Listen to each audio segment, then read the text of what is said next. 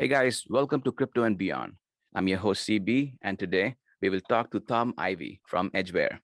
But before we begin, just a quick disclaimer. Everything we discuss in this channel is for educational purposes only. We do not provide any financial services or financial advice. With that out of the way, Thom, welcome to the show, sir. Hey, thank you for having me. Excited to talk a little bit about Edgeware. We've got an exciting year coming up. Thanks again. I'm looking forward to it. Looking forward to it. All right. Without further ado, could you please tell us a little bit about yourself, your background, and how did you get into the crypto space? Yeah, it's actually kind of a fun story. So I used to live in Detroit in the state of Michigan in the US, and I was running for local office. I have a degree in philosophy. I was kind of always interested in kind of the social architecture of our world. So I was running for state legislature in Michigan, in Detroit, and I was running into just the most obvious patterns of corruption. It was basically pay to play from the first moment. If you did not kind of go to these special interest groups and kiss the ring, they were going to find somebody who would. So I was blown away. I knew politics was bad in the U.S. I did not know that it was kind of immediately and so terribly bad. So I thought, this can't stand. I'm going to go find a team that is working on the next generation and paradigm in governance. That's when I got connected with Commonwealth Labs through a friend of mine, and Commonwealth Labs ended up launching Edgeware, which is the chain that we're here to talk about today, as well as their governance interface, Commonwealth.im, which I was there during the early launch of as well. So kind of a political career that ended short, and then went into kind of technological governance as an answer to that. And now in Edgeware, we kind of focus on economic equality, transparency, privacy, governance experiments and mechanisms, and kind of meritocratic, open society like ways of participating in global economies and technological economies. That's a really unique background. I did not know about you, all these things. I'm glad you mentioned it. And perhaps you could talk a little bit about it later on. So thank you for sharing that. Um, I've researched Edgeware, and I understand that Edgeware has its own blockchain, and you can have dApps on it. It provides smart contract features and all kinds of tool sets, right? Can you give an overview in your own words on what Edgeware is and what is it trying to accomplish? Absolutely. So Edgeware is actually a little bit complicated to understand because it is a DAO, and most people think, oh, well, what contractor, what chain are you on if you're a DAO? And we say, well, we're actually chain DAO. So our token EDG is the utility token and also our governance token in one. And the holders basically use it to vote on the runtime changes to the network. So imagine if in Ethereum, you could use ETH to vote on upgrades, features, parameter changes like issuance, inflation, etc. So we're a chain DAO, which is a very new field that has its own kind of wacky token economic properties and challenges. And so the purpose of Edgeware was to use this model to figure out, how do we bootstrap a chain? So without any like direct venture capital investment, using a fair launch, and without taking anyone's money, so as to prevent a security status of the token, a true utility token. How do we bootstrap and basically use those funds that we bootstrap to develop the chain? So what we have is a platform for a fair launch platform for two kinds of smart contracts, WASM and EVM, so you can write in Solidity as well, and a DAO with a on-chain treasury that allows you to propose and request funds and develop public goods to develop the chain on the runtime, and do basically anything that you can imagine you can apply to our treasury for and negotiate with our community for funds, whether it's cultural. We funded a book, we funded a podcast, and some other things. So we would say, yeah, three parts: DAO, treasury, smart contract platform. Do I have this understanding right that we can also host dApps on top of Edgeware? Yep. Since it's a smart contract platform, you can run applications or what have you. Same as Ethereum. Exactly. You just have two options: Solidity Right. or WASM contracts, which are a really exciting new version. Yeah.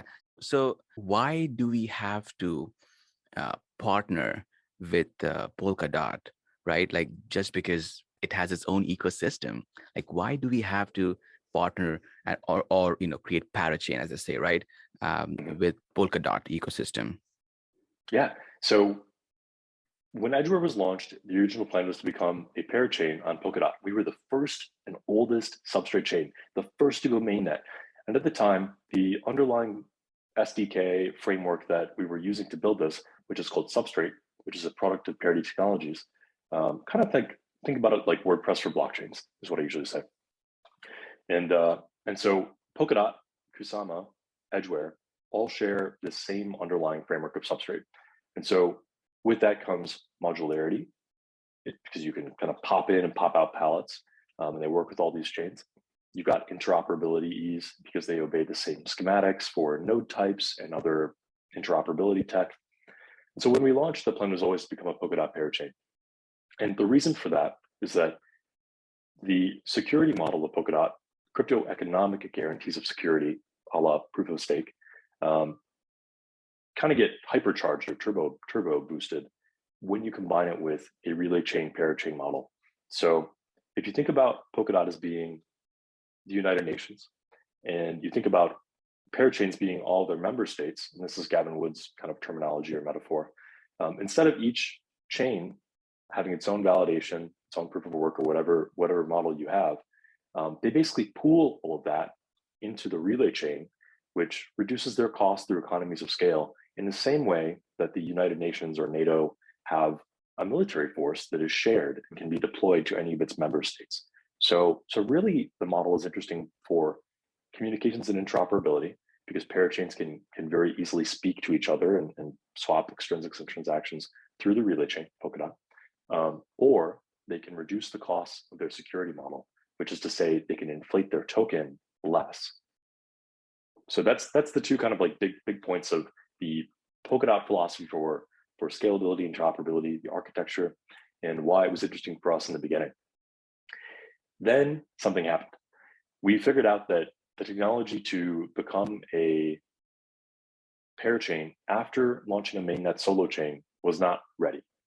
This is called the swappable consensus problem, where basically you say, okay, we're going to pop out our validator set and pop in the Polkadot set and thereby become a parachain. So I think this actually just recently got tested and done successfully, where there was a chain of a solo chain that became a parachain. So the future, I think, looks bright for chains that want to do this. It'll be up to our community as a DAO. And right now, it seems like they're very happy to remain a solo chain. So that was kind of a shift in the roadmap that was totally community-led and somewhat technologically informed. So today, while we are not plugged into Polkadot directly, we continue to be able to interoperate using pellets. We are still very involved in the Parity substrate ecosystem. We recently launched the Coinbase Rosetta API, which is now can be used by any substrate chain very easily to help integrate with Coinbase if they want to in the future, or other exchanges, wallets, etc. So we're contributing to the ecosystem, and we benefit from the same ecosystem. So what we say is, like, we're not a Polkadot parachain, but we are in the substrate Polkadot ecosystem. If I'm hearing this right, there are no sort of plans to become a parachain for Edgeware as of now. That's correct. Yeah, I mean, Okay. we continue to examine it and kind of keep the option on the table, but until there is strong community will, there is no technical way forward, because they have to vote on that change and approve it, and it unfolds automatically there. Absolutely makes sense, and that's the beauty of DAO. As I mentioned earlier, I've been researching, observing Edgeware for a bit, and the way DAO works. You guys hold these meetings, you have these proposals, and people vote on. It's pretty seamless. The whole process seems really nice. Now, this is a bit of a out of quote unquote out of curiosity question. Since Edgeware has a community-driven DAO and people can vote and make decisions, do you ever see a situation where a malicious entity with a bunch of coins, right, can sabotage a project, a decision on how Edgeware would move forward? Mm-hmm. Yeah, so when we launched, we designed a novel token distribution mechanism called the lock drop. And I think we'll maybe talk about this later too, because it continues to kind of be the soul that feeds everything we do today. The plan was to allow people to lock up ETH or signal ETH. And if you locked, you got more. So we rewarded, proportionally to that. And you could lock earlier, you could lock longer, and you could lock more. So there are kind of three different ways that people could contribute and thereby compete with token whales. So instead of just saying, I'm in the ICO, I'm going to buy more of the token, and reiterating the wealth disparities and therefore the governance voice disparity, because we do use token voting, we designed this lock drop, which gave people a bunch of different ways to kind of get on the same level as the wealthy. And the main goal of this was to create a very long tail of EDG holders that could coordinate to stop whales, which in on-chain governance, like plutocracy, rule by the wealthy is the last thing you want. It's very easy, as you say, for wealthy token holders to capture this stuff. So our entire launch had to be designed around reducing the power of whales in our governance system. As a proof of stake network, there are kind of two key economic attacks when you can buy enough tokens and make changes. One, on the validator side, which I will say that the substrate model for validation, nominated proof of stake, works, I think, pretty well to prevent this kind of thing. Two, the governance side. So keeping a lot of our tokens off the market as far as we can, reducing liquidity or keeping liquidity within certain healthy bounds, delivering more utility such that the community values our token more, which makes it more expensive to acquire a ton. The amounts that would be needed to conduct these attacks is our other main vector. So it's funny because like in proof of stake systems, people don't think about this very often, but under a crypto economic guarantee of security, your token price is directly relevant to the security of your network because it makes it more costly to run an attack. Today, we haven't really seen any, what I would say, malicious actors. The depth of our markets has been pretty low, as most of our holders are not interested in selling. They're holding out for the long term. They understand it's very early. And the closest thing that we've seen to this is that one of our lock drop participants has hacked it, I will say, beneficially perhaps, in that he kind of sat on many of our council seats, which is a kind of executive board that people can be elected to in Edgware.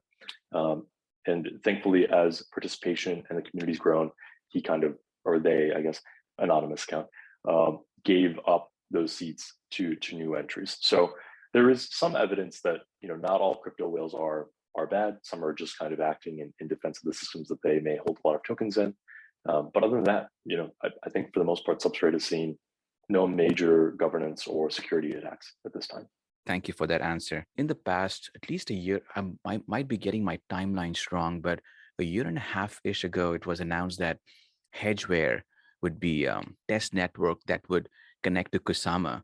But I'm assuming with all the things that you mentioned about Edgeware not necessarily being ready for being a parachain on the DOT network, I'm assuming that plan has been scrapped. Yeah, so the Hedgeware story is actually interesting. So my former team, Commonwealth Labs, one of the core developers of Edgeware, was working on Hedgeware to be a KSM parachain in the same way that Moon River kind of launched one onto KSM to complement Moonbeam. But I think people kind of come around to a different understanding of what Kusama is. It's not just a canary net. It ended up being a strong competitor to the Polkadot ecosystem with its own values, its own community, and its own direction. So the canary moniker, I think, kind of went away. And so what Hedgeware would have eventually become had it launched would have been a viable kind of secondary chain to Edgeware, hopefully one that was more experimental. But the community did not like the distribution terms, so they actually voted to not support it. So again, on-chain governance, community rules, and instead, they have supported a project called Kabocha, which leveraged the work and the research done by Commonwealth Labs on the Hedgeware kind of GitHub repository and have taken it in their own direction.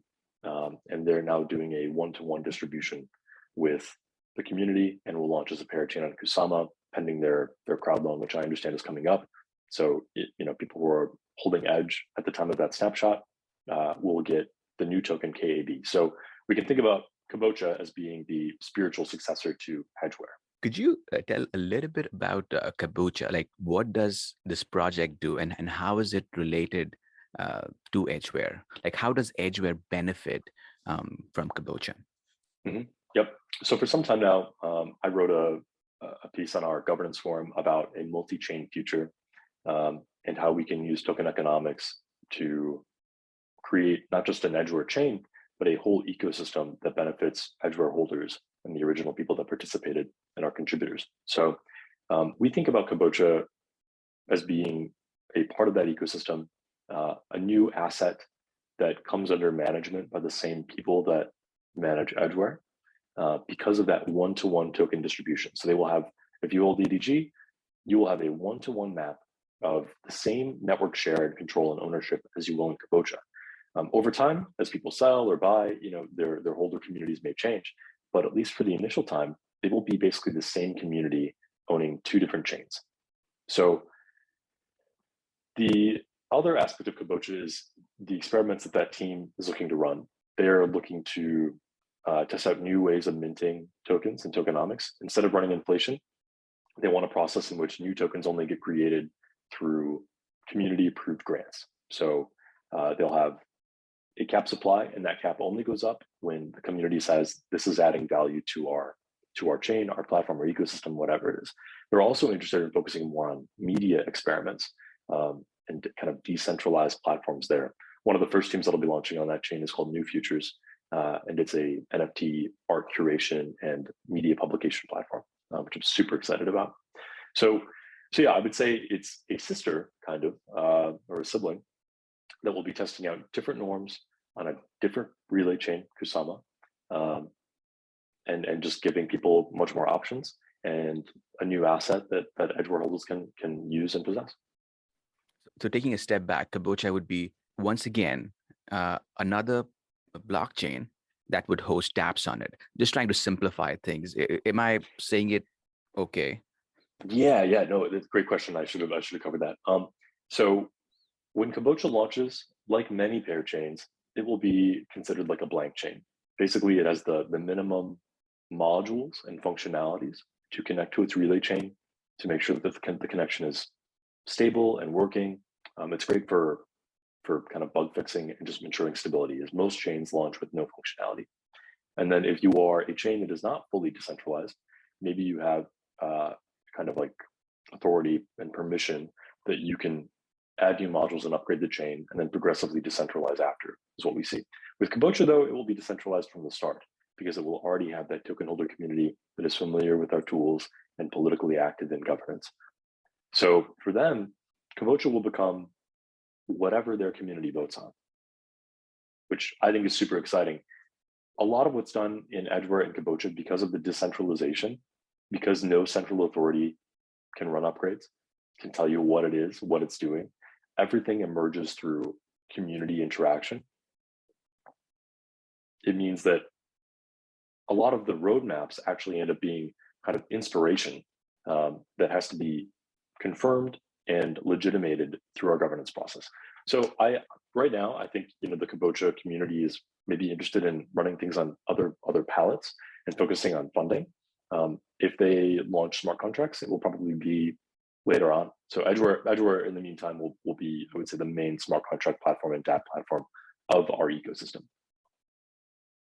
That makes sense. In the future, if I'm hearing this right, Kabocha might become its own little entity away from Edgeware for the governments, for the funding model, but now it's sort of dependent, or you can say it's working together with Edgeware for its future, to build its future. Will that be? That's exactly right. Okay, great. Thank you. On a high level, what are you most excited about Edgeware, say in the next, 2 to 5 years timeline? Mm-hmm. I think, 2 to 5 years, we are seeing the polishing of Ink, which is the substrate version of Solidity. It's the contracting language that is basically a subset of the Rust language. And we use it to write contracts in. So this is still very early, super cutting edge. Everything in Substrate is so early.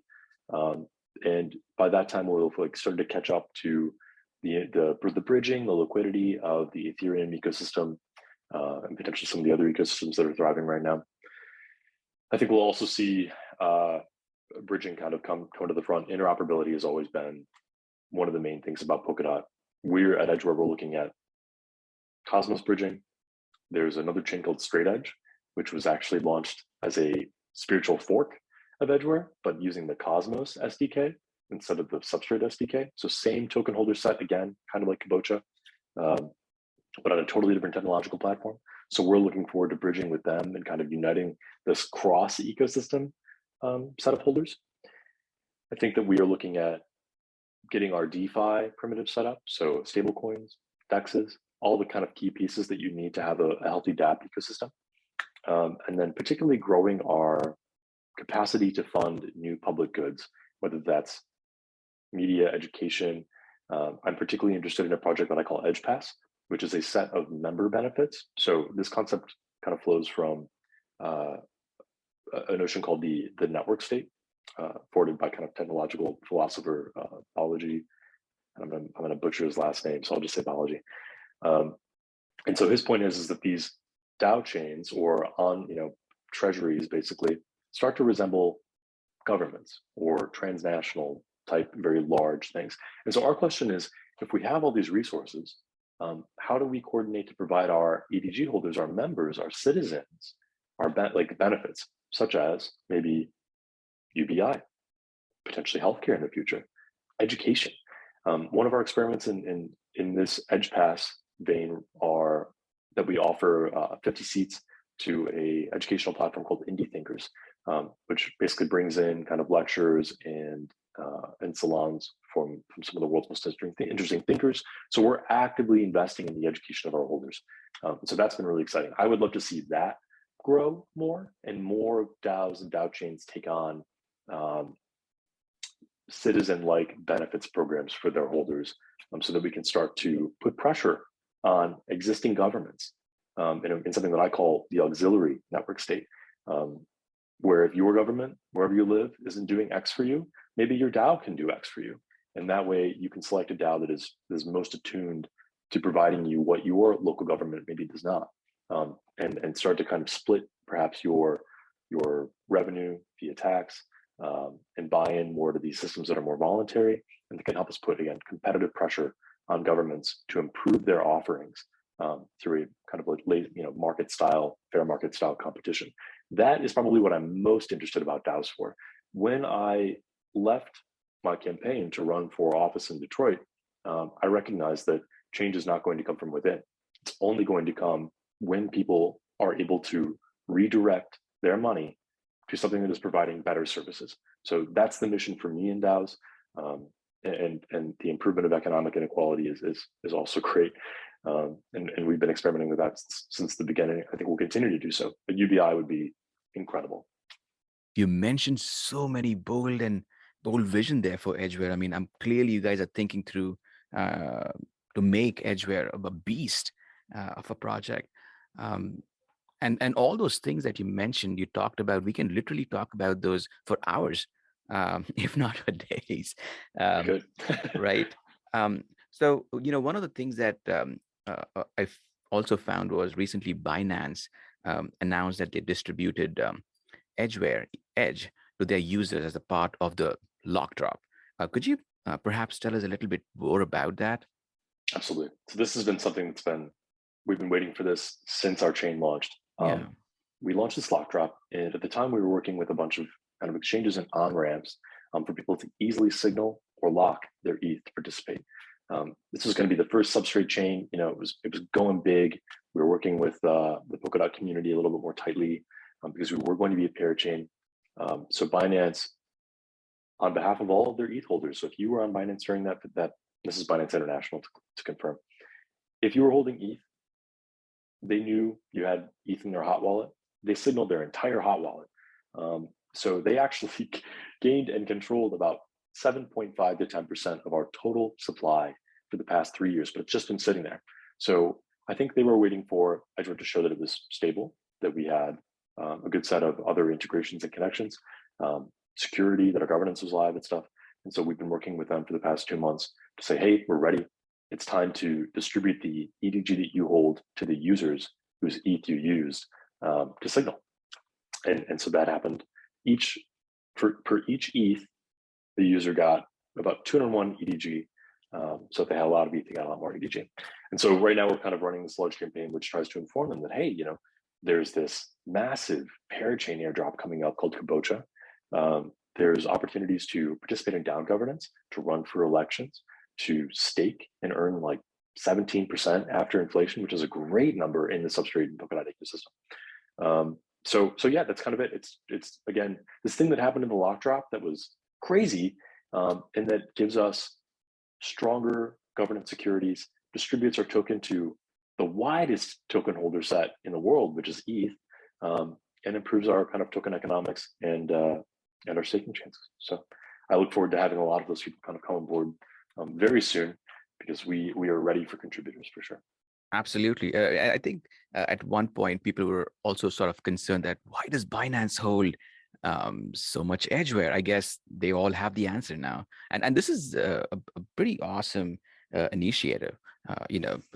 Airdropping on folks who hold ETH, and just as you said, sort of decentralizing the whole distribution among all the holders there. We're about to wrap up, Tom, but one of the things that I really want to ask you was, given the ongoing geopolitical tensions, what are your thoughts on the economy and the crypto markets in the short to midterm? I mean, it's been a good week.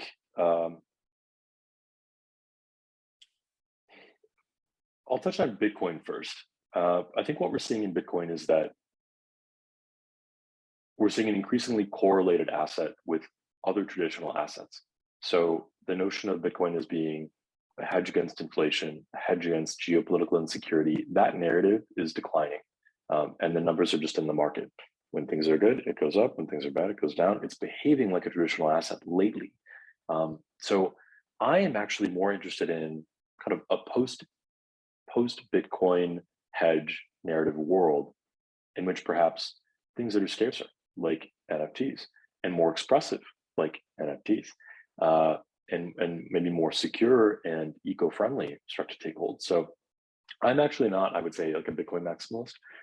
I think it serves as an amazing reserve currency at this time, but I think there are some signs that it perhaps is not the solution to our woes in terms of a hedge against geopolitical inflation. Outside of that, I think we'll continue to see conditions for the development of crypto. And what I mean by that is that everything we've done thus far happened under an adversarial environment.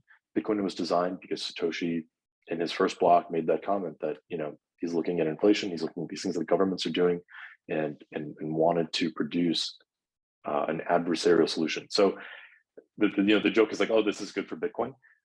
I think that as more things come into play, whether it's social credit from the China side, whether it's Russian use of cryptocurrencies to evade sanctions, we're going to see both good and bad come forward. And the hope is that through good thinking and good people coming into crypto, we can mitigate some of the negatives and maximize the positives. But I think it's worth it at this time to continue to pursue the freedom to transact, where no state actor or entity can stop you from donating money or buying the thing you need at the price that you can get it. The freedom to communicate through cryptography, and the ability to kind of hide from an increasing totalitarian and surveillance enabled state. There's satellites, what we call like sensor soak, and I guess in the defense industry. So this is where you've got infrared, satellite, visual, and they can basically just watch the entire Earth and see everything that happens. Cryptocurrencies are one way to allow us to create kind of inner virtual universes that are imperceptible from outside governments. So for me, the adversarial conditions of geoterritorial kind of instability are going to allow us to test and to onboard more folks into our vision.